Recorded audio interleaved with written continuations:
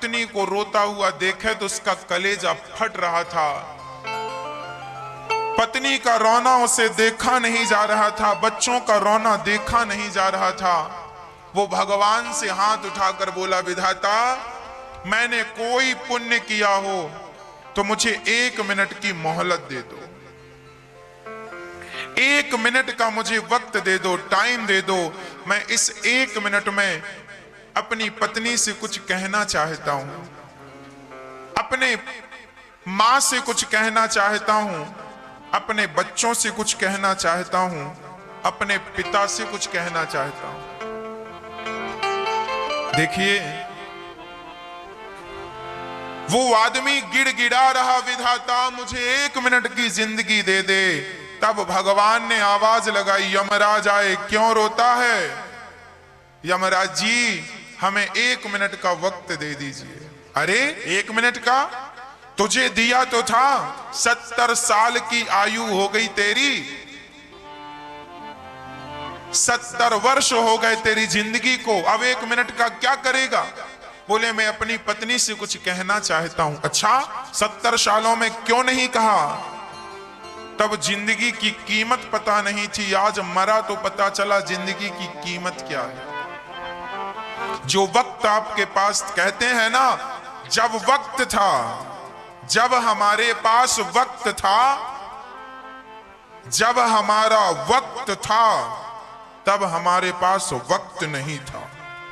समझिएगा, इस बात को समझने के लिए जोर लगाना पड़ेगा आपको। जब हमारा वक्त था तब हमारे पास वक्त नहीं था, अब हमारे पास वक्त ही वक्त है पर हमारा वक्त नहीं। ये जीवन की बड़ी विडंबना है। जब हमारे पास समय था, आयु थी, जवानी थी, तब अपनों से बात करने का समय नहीं था। अब समय पूरा हो गया है तो अपनों से बात करने की इच्छा उत्पन्न हो रही। ये बात कह दें तो अच्छा रहेगा, इतना और कह दूं तो अच्छा रहेगा। कल शायद आपको याद होगा, पिछले कल की कथा में, जो कल बीत गया, उस कल में हमने आपको 20 करोड़ की एक बात बताई थी। 20 करोड़ रुपए की एक बात याद रखिएगा, कल बताई थी। चूंकि 20 करोड़ की है इसलिए मैं फिर दोहरा दूं, आप भूल ना जाएं। इसलिए आप अपनी पत्नी से जब बात किया करो ना, अपने पति से जब बात किया करो ना, तो अंदर ये भाव से बात किया करो कि ये हमारी आखिरी बात है। पता नहीं कौन सा मिलना आखिरी मिलना हो जाए और कौन सी बात आखिरी बात हो जाए। आप किसी पड़ोसी से मिला करो, अपने दोस्तों यारों से मिला करो, प्रेमियों से मिला करो, भक्तों से मिला करो, गुरुजनों से मिला करो, तो ऐसी बात किया करो ये सोच कर के ये हमारी और तुम्हारी आखिरी मुलाकात है, आखिरी बात है। पता नहीं अब ये बात हो पाए ना हो पाए, इसलिए कल को रोना ना पड़े कि हमने ये क्यों नहीं कह दिया, ये क्यों नहीं कर लिया। हां, अपनों के साथ प्यार से पेश आया करो। पता नहीं कौन सी रात, कौन सा दिन, कौन सी मुलाकात, कौन सी बात आखिरी हो जाए। प्रिय भक्तों, वो गिड़गिड़ाने लगा और कहने लगा, हे यमराज जी 1 मिनट की मोहलत दे दो,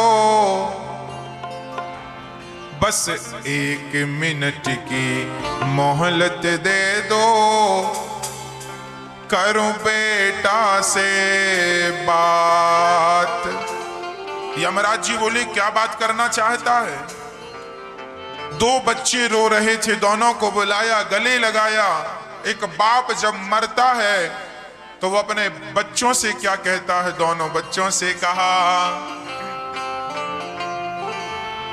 1 मिनट की मोहलत दे दो, करूं बेटा से बात। भाई भाई प्रेम से रहना, भाई भाई प्रेम से रहना, जाना है सबको उसके पास, बुलावो आ गयो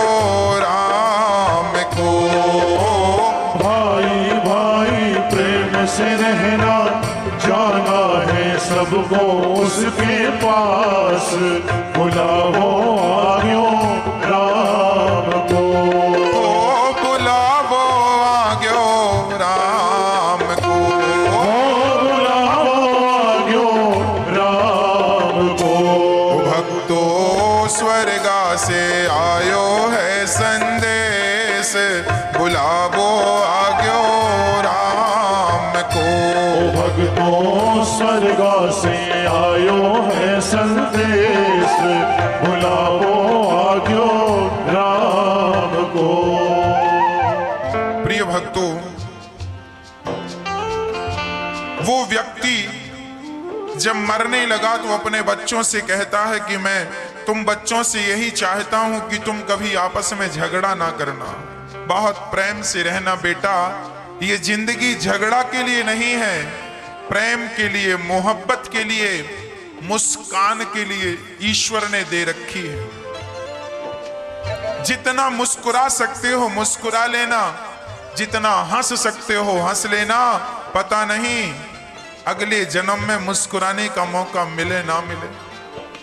गले लगाने का अवसर, छोटी छोटी बातों को लेकर लोग खिंचे खिंचे रहते हैं, झगड़ा कर लेते हैं।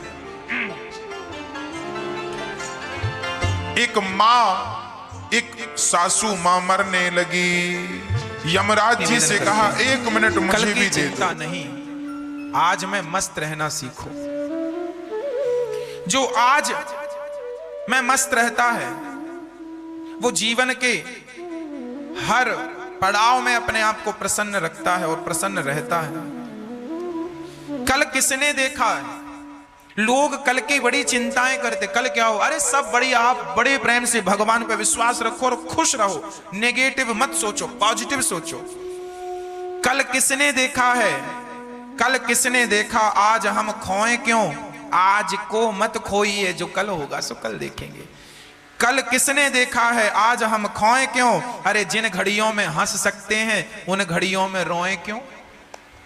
जिन घड़ियों में हम हंस सकते थे, हम हंसकर उन घड़ियों को व्यतीत कर सकते थे, उन घड़ियों में रोने बैठ गए। क्या आपके रोने से आपका दर्द कम हो जाएगा? क्या रोने से आपका काम बन जाएगा? जिन घड़ियों में हंस सकते हो उन घड़ियों में रोए क्यों। गाए जा मस्ती के तराने, ठंडी आहें भरना क्या, अरे मौत आएगी तो मर भी लेंगे, मौत से पहले मरना क्या। मौत आएगी तो मर लेंगे, पर मौत के पहले घुट घुट के मरना क्या। हाँ, मुकद्दर का लिखा मिटता नहीं आंसू बहाने से, सुनिएगा, मुकद्दर का लिखा मिटता नहीं आंसू बहाने से, अरे जो होनी है वो होके रहेगी किसी भी बहाने से। जो होना है वो होके रहे, उसे आप और हम टाल नहीं सकते, इसलिए रोकर ना जिंदगी गुजारी जाए, हंसते हुए मुस्कुराते हुए जीवन में प्रेम के साथ जीवन यापन किया जाए, एक दूसरों को मुस्कान देते हुए जीवन आगे बढ़ाया जाए। सदा पॉजिटिव रहना चाहिए, नेगेटिविटी को प्रवेश मत दो। भगवान ने गोपियों से कहा, स्वागत है आपका, आओ हम क्या सेवा करें आपकी। भगवान ने गोपियों से कहा, अपने अपने परिवार को छोड़कर आई हो, ये तो तुमने ठीक नहीं किया ना, जाओ अपनों के बीच में रहो। प्रिय भक्तों, मुझे अपनों की जब मैं बात करता हूं तो मुझे तो केवल मां की याद आती है। एक छोटा सा बालक था, सुनिएगा, एक छोटा सा बालक था, एक दुकान पर गया और बोला, भैया क्या भगवान मिलेंगे। दुकान वाला बोला, कितने पैसे लाए हो। बच्चा बोला, 1 रुपए लाया हूं, क्या मुझे 1 रुपए में भगवान मिलेंगे। दुकानदार बोला, पागल हो गया है बालक, चल यहां से भाग जा। दुकानदार ने बालक को डांट करके भगा दिया। बालक दूसरी दुकान पे गया, वहां जाकर बोला, भैया क्या हमें भगवान मिलेंगे। दुकानदार ने कहा, यहां भगवान थोड़ी बिकता है, यहां तो आटा, दाल, नमक इत्यादि किराने का सामान बिकता है, बेटा जाओ। तीसरी दुकान में गया, भैया क्या भगवान मिलेंगे। उस दुकानदार ने भी कहा, ना बेटा, भगवान थोड़ी बिकने की चीज थोड़ी है भगवान। चौथी दुकान में गया, 5वीं, 6वीं, 7वीं, 8वीं, 9वीं, 10वीं, 20 दुकान में गया, सब जगह यही उत्तर। ये कोई भगवान की दुकान थोड़ी है, भगवान थोड़ी यहां बिकते हैं, ये तो किराने की दुकान है। पर वो बालक इस विश्वास से जाता रहा कि कहीं तो भगवान मिलेंगे, कोई तो कहेगा कि हां यहां भगवान है। 20 जगह जाने पर भी वो बच्चा हिम्मत नहीं हारा, और जब 21वीं दुकान में गया तो वहां एक बुजुर्ग से व्यक्ति बैठे थे। छोटा सा बच्चा मुट्ठी आगे बढ़ाता हुआ बोला, दादाजी क्या आपकी दुकान में भगवान है? उस बूढ़े से व्यक्ति ने उस बच्चे से कहा, बेटा यहां आओ, तुम्हें भगवान क्यों चाहिए? उस बच्चे ने रोते हुए कहा, दादाजी मेरी मां हॉस्पिटल में भर्ती है, जिंदगी और मौत से लड़ रही है। डॉक्टर ने कहा है कि तुम्हारी मां को केवल भगवान ही बचा सकते हैं, तुम्हारी मां को केवल भगवान ही बचा सकते हैं। और मेरे पास मेरी मां ने टॉफी खाने को 1 रुपए दिया था, तब मैंने टॉफी नहीं खाई। डॉक्टर ने कहा है कि तेरी मां को बेटा केवल भगवान बचा सकते हैं। तो मैं 1 रुपए में भगवान को लेने, छोटा सा बालक था, नन्हा सा, वो क्या जाने कि भगवान क्या है, अभी जिंदगी नहीं देखी, केवल एक बेटा था उस मां का, और वो मां हॉस्पिटल में जिंदगी और मौत से लड़ रही थी। और बेटा दुकान दुकान घूम रहा था, भैया भगवान हो सो दे दो, क्योंकि डॉक्टर ने कहा है कि तुम्हारी मां को केवल भगवान बचा सकता है। उस बच्चे को लगा शायद भगवान कोई वस्तु है, उस बच्चे को लगा शायद भगवान नाम की कोई वस्तु है। तो वो 1-1 रुपए लेकर सारी दुकानों में जाता और कहता, भगवान दे दो, भगवान दे दो, भगवान। पर कोई भगवान देने को तैयार नहीं। ये बुजुर्ग व्यक्ति उस नन्हे से बच्चे की भोली सी बातों को सुनकर रोने लगे, अपने आंसू पोंछते, उस बच्चे को गले लगाते और बोले, बेटा सुनो, मेरी दुकान में भगवान है और तुम्हारी मां की रक्षा करने भगवान आएंगे। वो व्यक्ति जो दुकान पर बैठे थे वो बहुत धार्मिक व्यक्ति थे। देखिए जीवन में धार्मिक होना कितनी बड़ी बात है। मैं थोड़ी देर पहले इसी बात पर था कि जीवन में धार्मिक होना चाहिए। वो व्यक्ति बड़े धार्मिक प्रकृति के व्यक्ति थे। उस बच्चे को गोद में उठाकर गए हॉस्पिटल, डॉक्टर साहब से बात की, डॉक्टर से कहा क्या बात है इसकी, वो बच्चे को बिठा दिया, टॉफी दी, बच्चा खाने लगा। वो गए और बात करने लगे, डॉक्टर साहब इनकी बच्चे की मां को क्या तकलीफ है? उस डॉक्टर ने कहा इस बच्चे की मां को ऑपरेशन की जरूरत है, यदि ऑपरेशन हो जाएगा तो इसकी मां बच जाएगी, पर कोई पैसा ना होने के कारण हमने ऑपरेशन नहीं किया। उस बूढ़े व्यक्ति ने कहा, डॉक्टर साहब मेरी भी कुछ जमीन जायदाद है, मेरा कोई नहीं है इस धरती पर, ना तो पत्नी है ना तो पुत्र है, अकेला हूं, मेरी सारी दौलत बिक जाए सो बेच दो, इस बच्चे की मां को बचा लो। डॉक्टर ने इलाज किया, जल्दी से ऑपरेशन थिएटर में ले गए और वो बच्चे की मां बिल्कुल स्वस्थ हो गई। जब स्वस्थ हुई तो डॉक्टरों ने बिल दिया, और जब बिल दिया तो मां चौंक गई, इतना पैसा मैं कहां से चुकाऊंगी। तभी एक चिट्ठी डॉक्टर ने दी, बोली एक सज्जन ने चिट्ठी दी है। वो बच्चा अपनी मां से मिलकर बहुत प्रसन्न हुआ, एक बेटे को उसकी मां से मिला देना, क्या ये भक्ति नहीं है? एक मां को बेटे से मिला देना और एक बेटे को मां से मिला देना, क्या ये पुण्य का काम नहीं है? ये दास अनिरुद्ध जानता है कि इससे बड़ा कोई पुण्य नहीं है। गौरी गोपाल वृद्धाश्रम में माताएं रहती हैं, कई बार माओं के बच्चे आते हैं और अपनी मां को लेकर के जाते हैं, हृदय से लगाते हैं अपनी मां को। मुझे बड़ी प्रसन्नता हुई कि चलो आज ये अनिरुद्ध, आज ये शरीर एक मां और एक बेटे को जोड़ने में कामयाब रहा। एक मां और एक बेटा मिल गए, मां को बेटा घर लेकर गया, वाह, इससे बड़ा पुण्य मैंने अपने जीवन, मैं आपसे सच कहता हूं मेरी मां, सच कहता हूं मेरे भारतवासियों, मैंने अपनी जिंदगी जो थी ना, मैंने अपनी सारी जिंदगी जी ली, सारी जिंदगी मैंने जी ली। मेरे जीवन में जितना सुख ईश्वर ने दिया है, सारे सुख का मैंने आनंद ले लिया। मेरे जीवन का सबसे बड़ा सुख यही रहा कि मेरे जीवन में ये दास अनिरुद्ध, किसी माँ को, एक माँ आई और उनका बेटा रोता रोता आया, माँ अपराध हो गया। कथा सुनकर मेरा हृदय परिवर्तित हो गया, चलो माँ मैं आपकी सेवा करूंगा। जब वो बेटा ये कह रहा था कि माँ चलो मैं आपकी सेवा करूंगा, मेरा हृदय बदल गया है, मैं अब तुम्हें तंग नहीं करूंगा, तब मेरा हृदय बहुत बड़ा हो गया। वाह विधाता, मेरी वाणी से यदि किसी बच्चे के हृदय में माँ की सेवा का भाव जाग गया, इससे बड़ी सफलता, इससे बड़ी उपलब्धि मेरे जीवन की और क्या हो सकती है। मैंने अपने जीवन का जो इस संसार में जिस लिए विधाता ने भेजा ना, मैंने वो सारा काम किया है। अब मुझे बड़ा संतोष है, मुझे अपने जीवन से बड़ा संतोष है कि मैंने कभी किसी के साथ गलत व्यवहार नहीं किया, मैंने किसी का दिल नहीं दुखाया, मैंने सदा लोगों को प्रसन्नता दी है।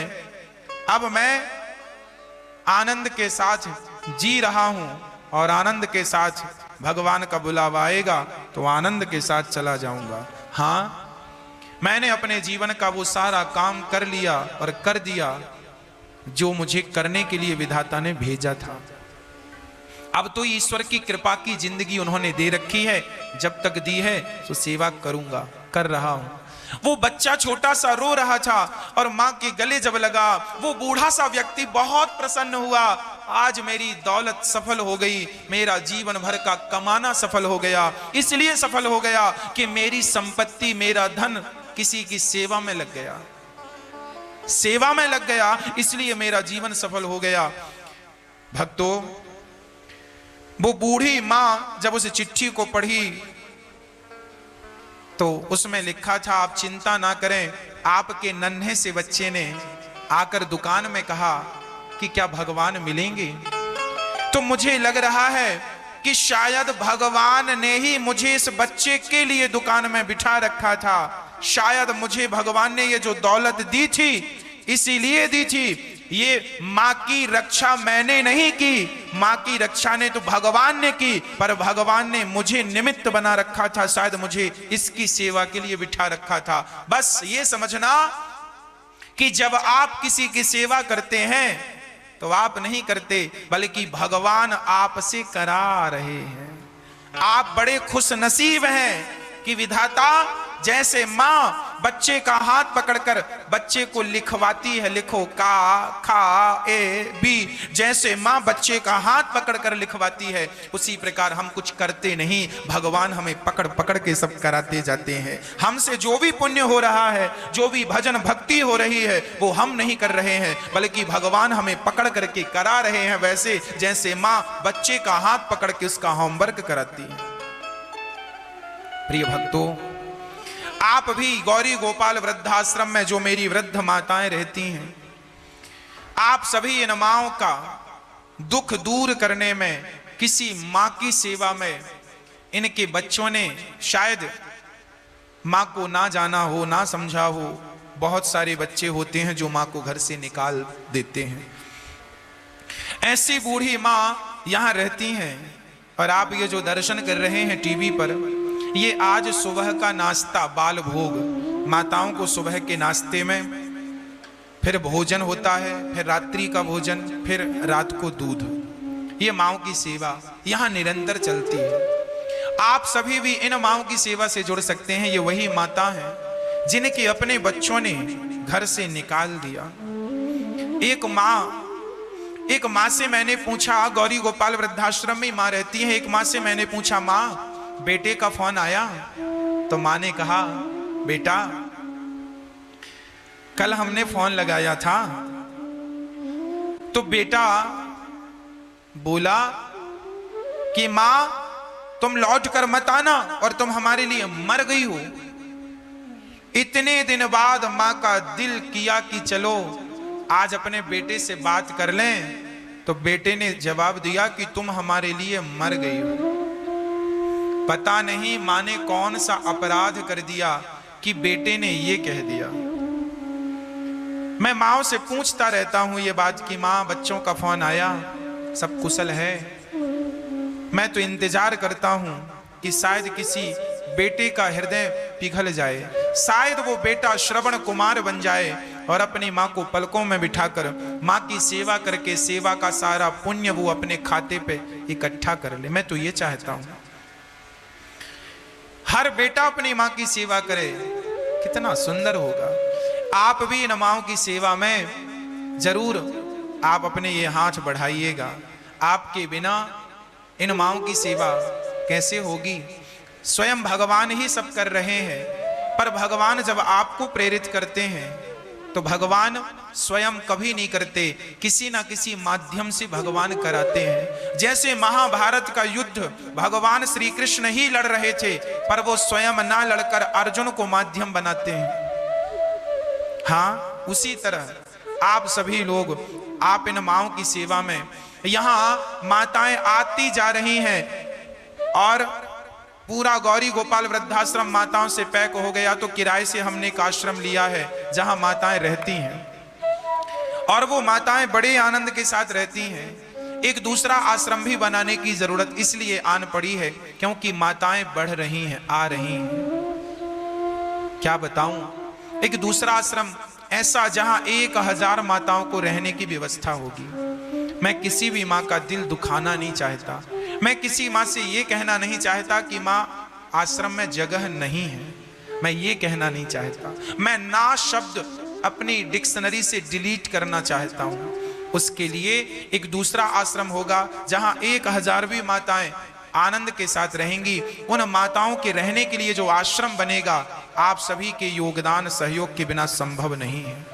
आप एक छत का सहयोग, एक कमरा बनवाकर माँओं को भेंट कर सकते हैं। हमारा जीवन परोपकार के लिए है। जब हम किसी के बारे में सोचते हैं, जब हम किसी की सेवा करते हैं, किसी के काम आते हैं, तो हमारा जीवन, हमारी जिंदगी सफल हो जाती है। एक संतोष मिलता है कि चलो इन हाथों से कुछ पुण्य हो गया। पाप तो ना जाने कितने हुए हैं इन हाथों से, आज अवसर मिला है सो पुण्य कर लिया। यहाँ पर केवल माताओं की सेवा नहीं, यहाँ गौरी गोपाल अन्न क्षेत्र भी चलता है और हजारों लोग रोज प्रसाद ग्रहण करते हैं, भरपेट प्रसाद ग्रहण करते हैं। यहाँ जितने संत रहते हैं अधिकाधिक फुटपाथ पे, बहुत सारे साधु संत फुटपाथ पर रहते हैं। बहुत सारे साधु संत तो किसी पेड़ की छांव में बैठ के भजन करते हैं। उन लोगों को भला इस लॉकडाउन में भोजन कहाँ से मिलेगा? तो गौरी गोपाल अन्न क्षेत्र के माध्यम से यहाँ जब लॉकडाउन नहीं था तब भी भोजन बढ़ रहा था और अभी लॉकडाउन है तो भी बराबर भोजन। यहाँ नित्य लंगर चलता, अन्न क्षेत्र चल रहा है, निरंतर चल रहा है। आप देख रहे हैं निरंतर। आप भी इन संतों की सेवा से जुड़ सकते हैं। इन संतों के भोजन प्रसादी में अपना योगदान, एक दिन का लंगर आप भी करा सकते हैं। आप भी इन संतों की सेवा, यहाँ केवल संत नहीं, गृहस्थी लोग, छोटे छोटे बच्चे, सब लोग प्रसाद लेते हैं और सबको स्वादिष्ट प्रसाद दिया जाता है। जो प्रसाद अन्न क्षेत्र में बंटता है वही प्रसाद हम भी खाते हैं, वही प्रसाद हम भी ग्रहण करते हैं। इसलिए आप सभी भी इन संतों की सेवा में, अन्नदान सबसे बड़ा दान है। और इस कोरोना जैसी महामारी में जहां वास्तविक में लोगों को रोटी की जरूरत है, वहां आपका एक छोटा सा सहयोग किसी को रोटी बनकर के उसकी भूख मिटाने के काम आएगा। यही अवसर है कि हम पुण्य करके अपने पुण्य को बढ़ाएं। आप भी इन संतों की सेवा से जुड़ सकते हैं। आप भी इनके पेट भरने में अपना योगदान, ये सभी बहुत उच्च कोटि के संत हैं। आप किसी एक माँ को जीवन भर के लिए गोद ले सकते हैं और आप अन्न क्षेत्र की सेवा करा सकते हैं। साथ ही यहाँ पर डॉक्टर साहब सबको निःशुल्क इलाज प्रदान करते हैं, सबको दवाई निःशुल्क इलाज। यहाँ दवा क्षेत्र, गौरी गोपाल दवा क्षेत्र भी चलता है, जहाँ निरंतर लोग अपना इलाज करा के आनंद की अनुभूति करते हैं। और यहाँ गौ सेवा भी चल रही है, आप गौदान भी कर सकते हैं, गौ के चारे और भूसे की भी सेवा। अभी अगले महीने से यहाँ 1 करोड़ वृक्षों मैं से जो 1 करोड़ वृक्ष लगाने का संकल्प है हमारा, तो अगले महीने से वो कार्य पूरा शुरू हो जाएगा। आप भी 1 वृक्ष अपने नाम का, पिता के नाम का, माँ के नाम का, अपने बच्चों के नाम का 1 वृक्ष जरूर लगवाएं। आप सहयोग भेज सकते हैं। आप अन्न क्षेत्र की सेवा से जुड़कर, माँओं की सेवा से जुड़कर अपने जीवन को कृतार्थ कर सकते हैं। भगवान ने जब गोपियों से सुना कि गोपियां कह रही हैं कृष्ण हमारा आपके अतिरिक्त कोई नहीं है, तब भगवान गोपियों के संग रास रचाते हैं। ये रास क्या है? जीवात्मा और परमात्मा के मिलन का नाम रास है। लोग ये ना सोचें कि भगवान रास, एक बार क्या हुआ, कामदेव नारद जी से कह रहे थे कि नारद जी, मैं कामदेव हूं, सबको जीत चुका हूं, सबसे बड़ा तो मैं हूं। कामदेव को अहंकार आ गया। कामदेव ने कहा, कामदेव ने नारद जी को भी परेशान किया था, कामदेव शंकर जी को भी परेशान कर चुके हैं, कामदेव सबको पराजित कर चुके हैं। कामदेव को लगा कि मैं अजेय हूं, मुझे कोई जीत नहीं सकता। तब भगवान कृष्ण को पता चला कि कामदेव बड़े अहंकार में डोल रहे हैं। तब भगवान का रास रचाने का कोई प्रोग्राम नहीं था, पर जब कामदेव का अहंकार बढ़ा, तब भगवान ने गोपियों को बुलाया और सारी गोपियों के संग भगवान रास रचा रहे हैं, पर कामदेव खड़े हैं। कामदेव भगवान को विचलित ना कर सके। काम पर विजय प्राप्त किया है भगवान श्री कृष्ण ने। भगवान योगियों के भी योगी हैं। यत्र योगेश्वरः कृष्णो यत्र पार्थो धनुर्धरा। भगवान योगियों के भी परम योगी हैं। जब भगवान गोपियों को स्वीकार कर लेते हैं कि चलो हम तुम्हारे संग, अब ये साधु संत थे गोपियां जन्म जन्म की, आज भगवान ने इन्हें अपनी रास की लीला में सम्मिलित करके इनका मान बढ़ाया और इनके भक्ति और इनके तपस्या का सही मूल्य चुकाया। भगवान जब अपने भक्त की भक्ति का मूल्य चुकाते हैं ना, तो उन्हें अपनी लीला, अपनी परिकर में सम्मिलित कर लेते हैं। यही ईश्वर का भक्त का मूल्य चुकाना है। गोपी बनाकर भगवान ने रास रचाना आरंभ कर दिया। जब रास रचाने लगे, गोपियों का मन भगवान लुभाने लगे और गोपियों के पीछे पीछे चलने लगे, तब गोपियों को अहंकार आया कि मैं कितनी सुंदर हूं। अभी गोपियों को लग रहा था कि कृष्ण ने कृपा करके मुझे अपना लिया, ये बात अच्छी थी। पर जब गोपियों को अहंकार आया कि हम सुंदर हैं, इसलिए कृष्ण हमारे पीछे पीछे भाग रहे हैं, जब ये अहंकार आया तो भगवान श्री कृष्ण ने गोपियों का अहंकार नष्ट करने के लिए गोपियों को छोड़ करके चले, अंतर्धान हो गए, चली गई। भगवान श्री कृष्ण जब गोपियों को छोड़कर गए, तब सारी गोपियां रोने लगी, कृष्ण कहां चले गए? हे श्याम सुंदर कहां हो? हे मनमोहन, हे नंद नंदन, हे यमुना, तुम ही बताओ। जैसे मछली तड़पती गोपियां तड़पने लगी, हे मनमोहन कहां हो? हे श्याम सुंदर कहां हो?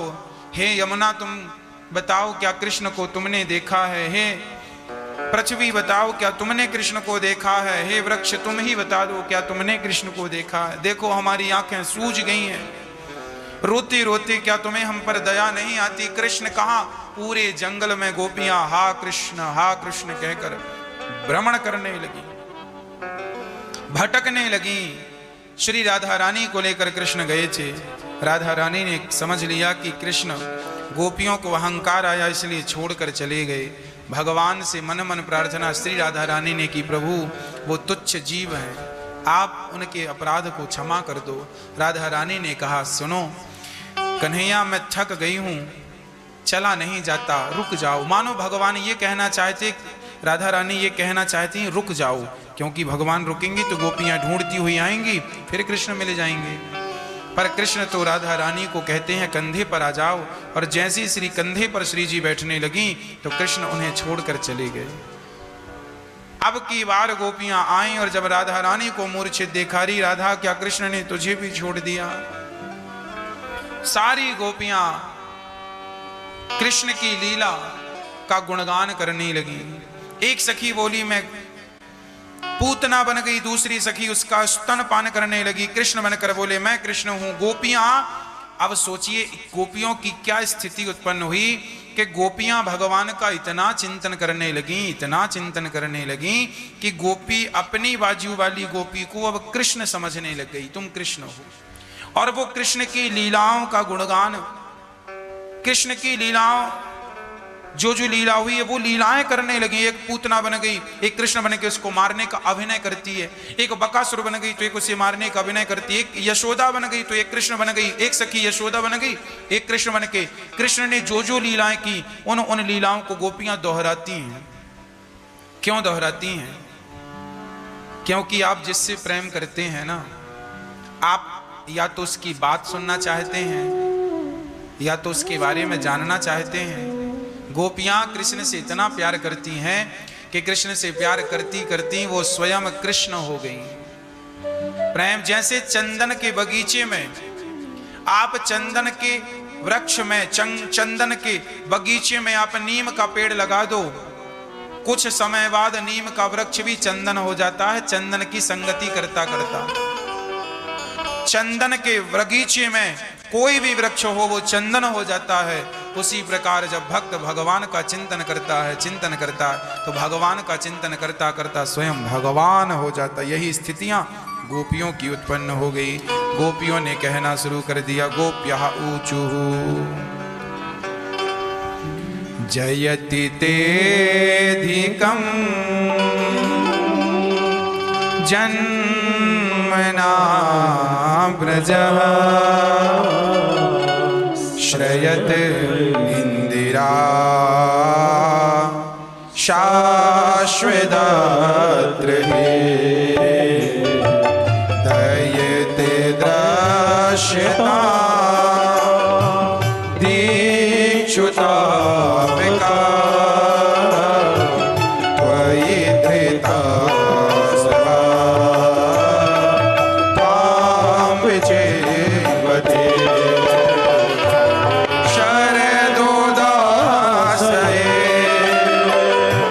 साधुजात सा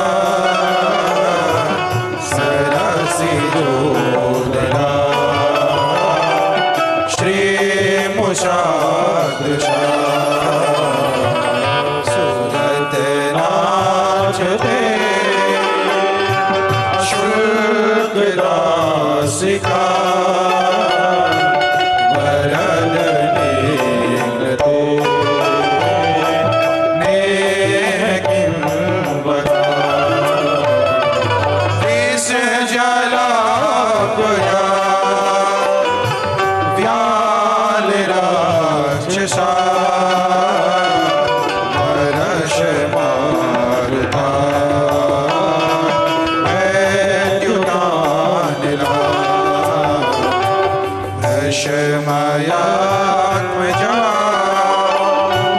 विश्वतो भया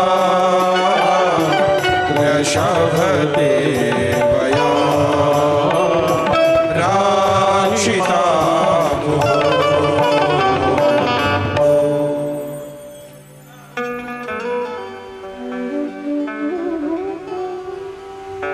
जयति तेधिकम्।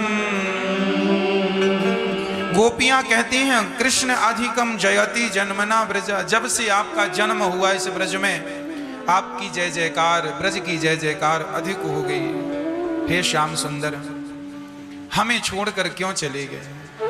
हमने आपके लिए अपने पति पुत्र परिवार सबको छोड़ा, हमें छोड़कर चले गए हो कृष्ण। हम मर जाएंगे, मारना ही था तो फणी फणार्पितम ते पदाम्बुजम, काली अनांग के जहर को पीकर ही हमें मर जाने दिया होता। जरूरत क्या थी बचाने की? हमें ऐसा पता होता कि तुम हमें छोड़कर चले जाओगे तो हम काली अनाग का जहर पीकर मर जाती। वो मौत अच्छी थी, तुम्हारे विरह में कृष्ण हमारी हालत अच्छी नहीं है। कृष्ण के बिना जीकर भी क्या जीना। इसलिए कहता हूं भक्तों, भगवान से अत्यधिक प्यार करो। भगवान के बिना सब नीरस है, सब कुछ नीरस है। तुलसी सब सो निरस है, सरस राम सो होए, उचित सिखावन देत है, निस दिन तुलसी तोए। रे मन सब सो नीरस है, सब कुछ नीरस है संसार में। सरस राम सो भाराम और कृष्ण का चर्चा चिंतन हमें सरस बना देता है।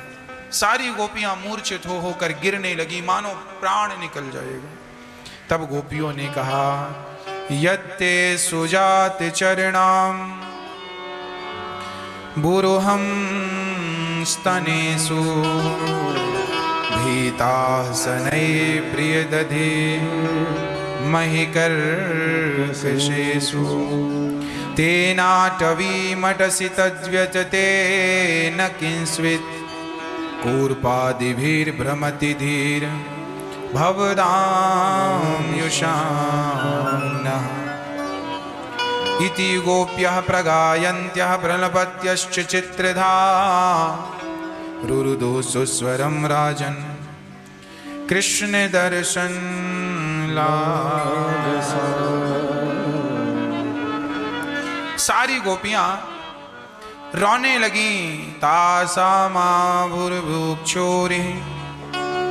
जब गोपियां कृष्ण के लिए लालायित हो गईं, तब भगवान तासा माविर भूछोरि स्मयमान मुखाम्बुजः पीतांबर धरः स्त्रग्वी साक्षान् मन्मथ मन्मथ।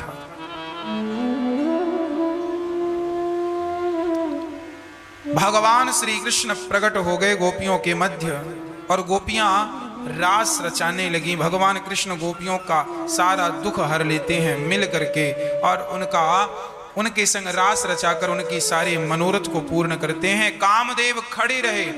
भागवत जी में लिखा है कि रास की रात इतनी बड़ी थी जितना बड़ा ब्रह्मा जी का एक दिन होता। भगवान ने काल की गति रोक दी। उस रास की रात कितनी बड़ी थी? वो रास की रात, एक रात इतनी बड़ी थी कि 1000 बार सतयुग त्रेता द्वापर कलयुग चारों युग 1000 बार बीत गए। इतनी बड़ी वो रास की रात रही और कामदेव इंतजार करता रहा कि मैं किस प्रकार इनका तेज हरण कर लूं। पर भगवान गोपियों के संग इंद्र भी गोपी बनकर आए, नारद भी गोपी बनकर आए, पर भगवान श्री कृष्ण को कामदेव पराजित ना कर पाए, काम परास्त ना कर पाया। 1000 चतुर्युग की एक रात हो गई पर कामदेव पराजित ना कर सका। मुंह लटका कर कामदेव जी चले गए। काम पर विजय प्राप्त की लीला का नाम रास है। हाँ प्रिय भक्तों, भगवान श्री कृष्ण उसके बाद एक दिव्य लीला करते हैं। भगवान श्री कृष्ण को लेने अक्रूर जी आए। रास पूरा हुआ, घर आए सब भगवान गोपियां भगवान को लेने अक्रूर जी आए और भगवान ये कहकर वृंदावन छोड़कर जाने लगे कि माँ मैं 2 दिन बाद वापस आ जाऊंगा। मैया दौड़ी दौड़ी आई, कन्हैया कहाँ जा रहे हो? क्या तुम हमारे बिना रह लोगे? कन्हैया कहते हैं हम रह तो नहीं पाएंगे पर 2 दिन के लिए मुझे मथुरा जाना होगा। अच्छा भगवान 2 दिन का इसीलिए कह रहे हैं, बहाने कर रहे हैं, क्योंकि कह देंगे कि अब कभी नहीं आएंगे तो मैया यशोदा मर जाएगी। गोपियां प्राण त्याग देंगी ये सुन के कि कृष्ण अब कभी नहीं आएंगे, तो गोपियों को लगेगा अब जी के क्या फायदा, मर जाओ। तो भगवान ने इसलिए कहा मैं 2 दिन बाद आ जाऊंगा ताकि ये जिंदा रहें। यदि किसी के प्राणों की रक्षा के लिए झूठ बोला जाए तो वो असत्य नहीं है। भगवान अपने मां के प्राणों की रक्षा के लिए, अपने गोपियों के प्राणों की रक्षा के लिए ये कहकर चले गए मैं 2 दिन में आ जाऊंगा। अक्रूर जी भगवान को लेकर चले। रथ के सामने गोपियां लेट गई। कन्हैया मैं 2 दिन के लिए आपको कैसे। देखिए गोपियों का इतना प्रेम था कि 2 दिन के लिए भी गोपियां कृष्ण का वियोग, कृष्ण की जुदाई सहन नहीं कर पाती थी। 2 दिन का भी वियोग सहन नहीं हुआ। रथ के सामने लेट गई, हमें मार डालो फिर चले जाना। कितना प्रेम है। भगवान राम, सुनिएगा ध्यान से, भगवान राम इस धरती पे मर्यादा की स्थापना करने आए और भगवान श्री कृष्ण इस धरती पर प्रेम की स्थापना करने आए। एक मर्यादा पुरुषोत्तम है, एक प्रेम पुरुषोत्तम है। कृष्ण प्रेम पुरुषोत्तम है और राम मर्यादा पुरुषोत्तम। एक ने मर्यादा की स्थापना की और एक ने प्रेम की स्थापना की। वाह, प्रेम कैसा हो। जैसे गोपियां कृष्ण से प्रेम करती हैं, जैसे ब्रजवासी कृष्ण से प्रेम करते हैं, सारे ग्वाल वाला ब्रजवासी भगवान को प्यार करते हैं अपना समझकर, उसी तरह हम गोविंद को अपना समझकर उनकी सेवा, उनकी पूजा, उनकी अर्चना करें।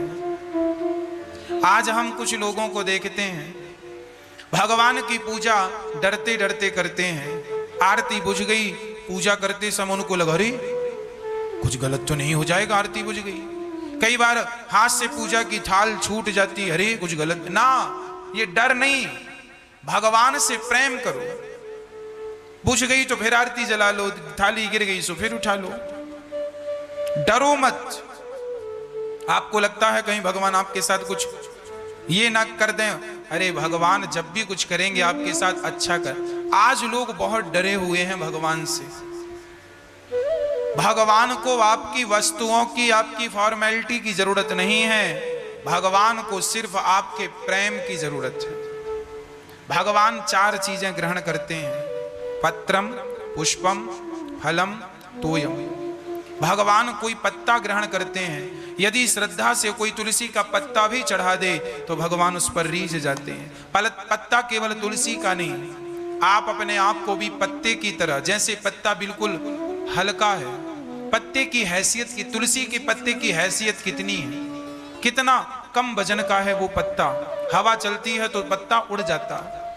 जैसे कि तिनका, उस तिनके की क्या हैसियत है, उसी तरह आप और हम भी तिनका बनकर, पत्ता बनकर हम अपने आप को भगवान के चरणों में चढ़ा दें। यही पत्ता चढ़ाना है, पत्रम। लोग भगवान को तुलसी चढ़ाते हैं, तुलसी चढ़ाने से भगवान मिल जाएंगे?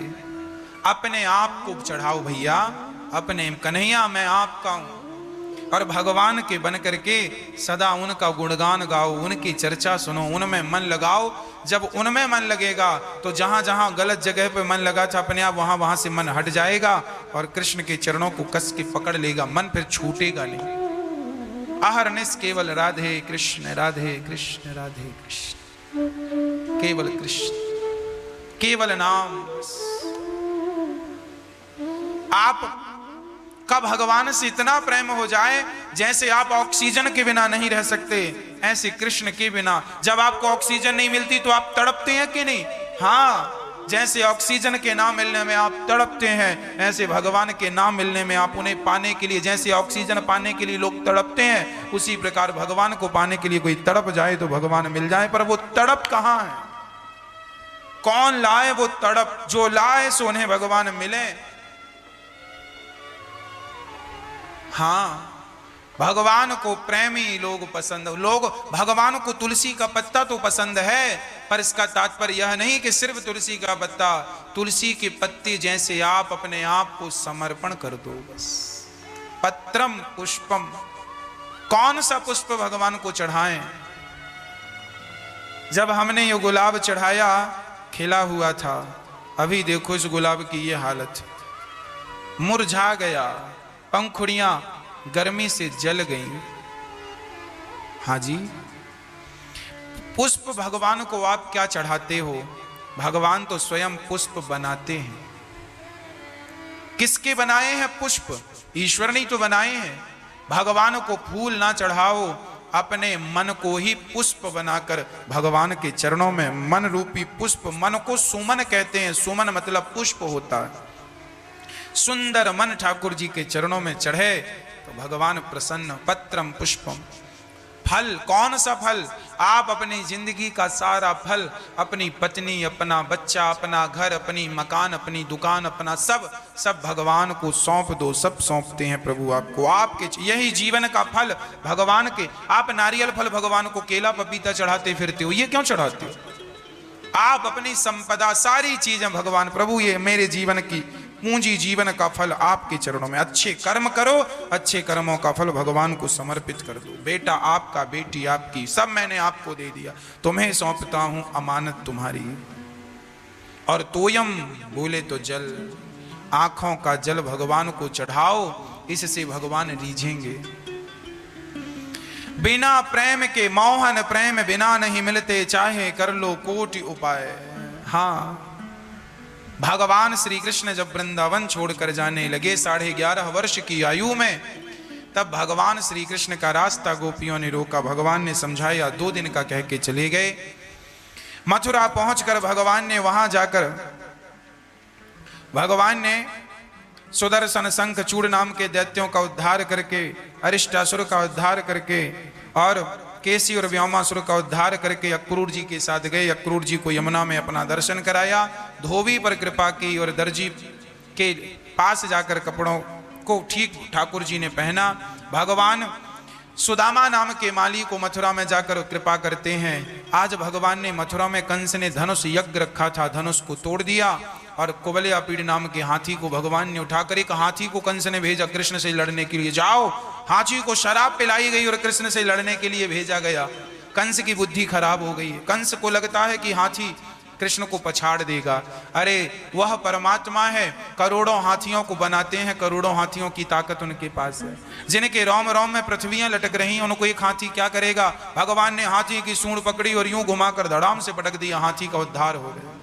चांडूर मुष्टिक को मार गिराया भगवान ने और कंस के केस पकड़कर खड़े हो गए। मूर्ख, तूने मेरी मां पर, मेरी प्रजा पर बहुत अत्याचार किया है। अरे कंस, तूने अपने पिता पर अत्याचार किया है, अपने बाप का राज्य छीनकर तूने जेल में बाप को बंद कर दिया।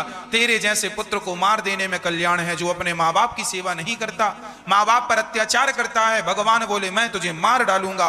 और भगवान ने कंस को उठाकर पटक दिया, कंस के ऊपर कूद गए। कंस का गोविंदाय नमो नमः। कंस के भाइयों ने आकर युद्ध किया, भगवान ने पछाड़ दिया। देखो, देर सवेर पापी को पाप का दंड मिलता जरूर है। कोई भी पापी बचेगा नहीं, पाप का दंड मिलकर ही रहेगा। आज ना सही कल, कल ना सही परसों मिलेगा। कंस मारा गया, कंस के भाई मारे गए, सेना मारी गई। भगवान ने जो जो युद्ध करना चाहा सबको संतुष्ट किया युद्ध से। कंस के पिता उग्रसेन को जेल से मुक्त किया, उग्रसेन को राजा बनाया और भगवान अपनी मां देवकी और वसुदेव को जेल से मुक्त करके आज मां देवकी का दूध पीते हैं। नंद बाबा से वसुदेव जी ने कहा, नंद बाबा आपका धन्यवाद। नंद बाबा ने कहा, वसुदेव जी किस बात का धन्यवाद? वसुदेव जी ने कहा, बेटा कृष्ण हमारा है, कृष्ण हमारा बेटा है, इतने दिन तक आपने उसको रखा, उसकी सेवा की, इसके लिए धन्यवाद। नंद बाबा की आंखों से झरझर आंसू गिरने लगे। अब सोचो, आपके बेटे को 10 साल बाद कोई आकर ये कहे कि ये आपका नहीं मेरा बेटा है और अब मैं अपने बेटे को लेकर जाऊंगा, तो आपके अंदर क्या गुजरेगी? नंद बाबा को कुछ बोलते ना बना। नंद बाबा वसुदेव जी से कहने लगे, वाह धन्य है आप, मैं आपका दर्द समझ सकता हूं। जिसका बेटा कृष्ण जैसा था, उस पिता ने, उस मां ने कंस के अत्याचार से अपने बेटे को छिपा दिया। आपने कृष्ण के बिना वो दिन कैसे व्यतीत किए होंगे हमें पता है। नंद बाबा ने ये नहीं कहा कि नहीं तुम गलत कह रहे हो। नंद बाबा धर्म को जानने वाले हैं। वो ये जानते थे कि वसुदेव जी कभी असत्य नहीं बोलते। देखिए सत्य की क्या महिमा। नंद बाबा ये भली भांति जानते थे कि वसुदेव जी कभी असत्य नहीं कहते और ये जो कह रहे हैं वो सत्य ही होगा। लोगों को पहले लोगों पर बड़ा भरोसा हुआ करता था। नंद बाबा गए, यशोदा तो इंतजार कर रही थी, मेरा कन्हैया 2 दिन का कह के गया है, आज 2 दिन पूरे हो गए, अब आता होगा, अब आता होगा, अब आता होगा। अब इंतजार करते करते रात हो गई, पर रात को भी आंख लगी नहीं। तभी यशोदा को कोई आहट आई। यशोदा ने जाकर दरवाजा खोला तो रात्रि को अकेले नंद बाबा द्वार पर खड़े। यशोदा ने कहा, अरे आ गए, कन्हैया कहाँ है? नंद बाबा की आंखों में आंसू थे। अरे क्या हुआ, मेरे कन्हैया को कोई चोट लग गई क्या? आप रो क्यों रहे हैं? नंद बाबा ने कहा, कन्हैया को चोट नहीं लगी यशोदा, जिस कृष्ण को तुम और हम अपना मानते थे ना, वो तुम्हारा और हमारा बेटा नहीं है। अच्छा क्या बात कर रहे हो, दिमाग ठिकाने तो है? कोई नशा तो नहीं कर रखा? कृष्ण हमारा बेटा नहीं तो किसका है?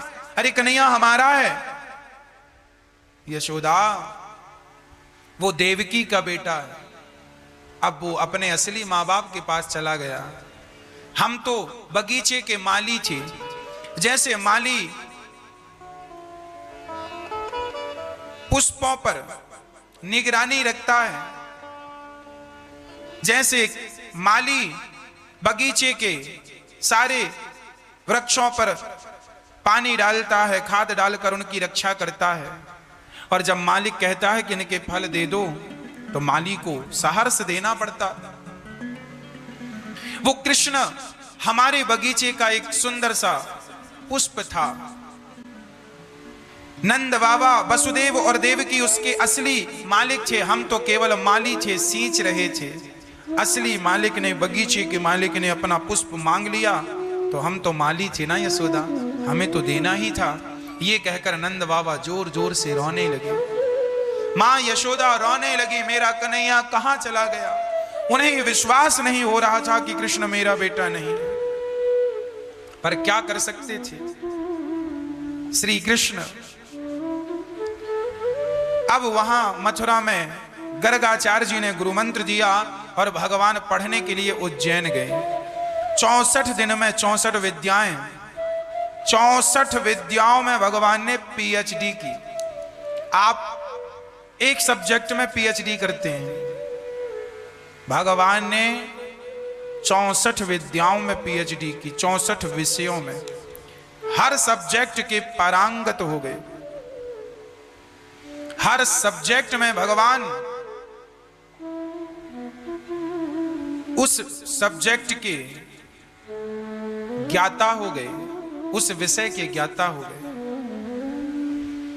भगवान ने 64 कलाएं सीखकर आए, गुरु दक्षिणा में उनका मरा हुआ पुत्र देकर उन्हें जीवित करके लौटाया दक्षिणा में। भगवान ने सब कुछ सीखा है। भगवान अच्छे इंजीनियर हैं, अच्छे डॉक्टर हैं, अच्छे एडवोकेट हैं, अच्छे जज हैं, अच्छे राजा हैं।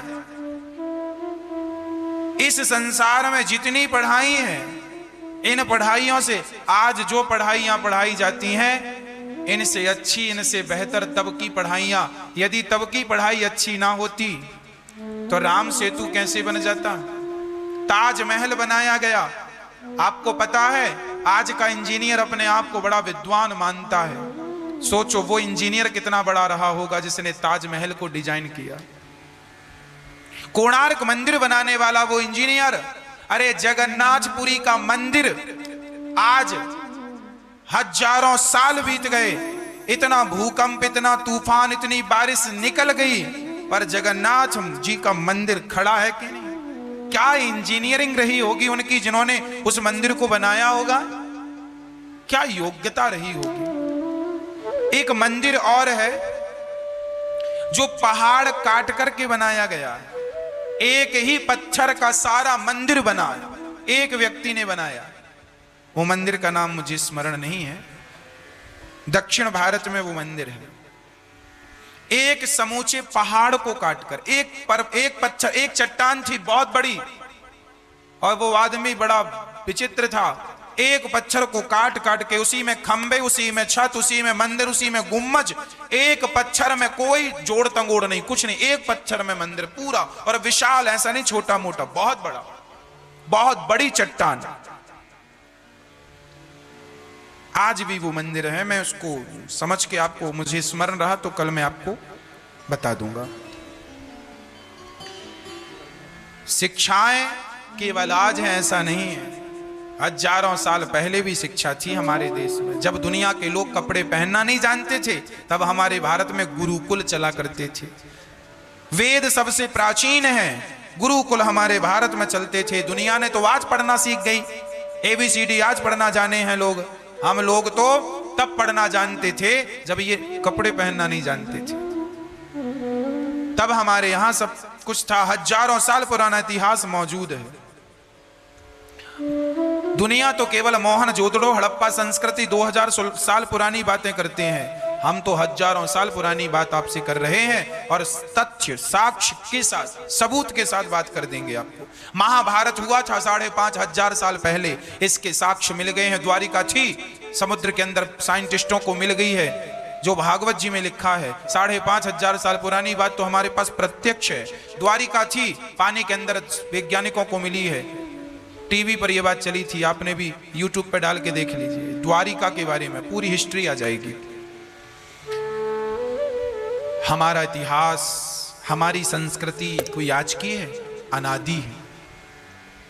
भगवान मथुरा आए और उद्धव को भेजा है गोपियों का संदेश, गोपियों को संदेश देने। उद्धव ने मां को समझाया, गोपियों को समझाया, गोपियों ने उद्धव को समझाया। गोपियों की चरण रज लेकर उद्धव जी गए। मैं उद्धव प्रसंग पर कल चर्चा करूंगा। भगवान को उद्धव जी ने कहा चलो, भगवान ने हृदय में वृंदावन का दर्शन कराया। उद्धव जी का संदेह दूर हुआ। भगवान को युद्ध करने जरासंध आया, 17 बार हराया। भगवान ने काल्यवन आया, भगवान ने काल्यवन को मुचकुंद के हाथों मरवाया। 18वीं बार जरासंध से युद्ध करते करते मैदान छोड़कर भागे। प्रवर्षण पर्वत पर चढ़े और जल्दी से भगवान ने विश्वकर्मा को बुलाकर द्वारिका का निर्माण कराया और भगवान द्वारिकाधीश बन गए। बोलिए द्वारिकाधीश भगवान की जय। बलराम जी का विवाह रेवती से संपन्न हुआ और कुंडनपुर की राजकुमारी रुक्मणी जी ने प्रेम पत्र लिखा। श्रुत्वा गुणान भुवन सुंदर शृण्वताम ते, प्रभु मैं विवाह करूंगी तो आपसे। भगवान कहते हैं ठीक है। वो कात्यायनी माँ के मंदिर में जाती हैं पूजा करने और भगवान आते हैं, रुक्मणी जी का हाथ पकड़ के भागते हैं। भगवान रथ पर बिठा कर जाते हैं। बलराम जी ने रुक्मी को समझाया। भगवान द्वारिका पहुंचे, जहां भगवान का विधिवत विवाह संपन्न हुआ। बोलिए रुक्मणी हरण भगवान की जय। आइए बड़े भाव से आरती उतारते हैं। आज की वाणी को विराम। कल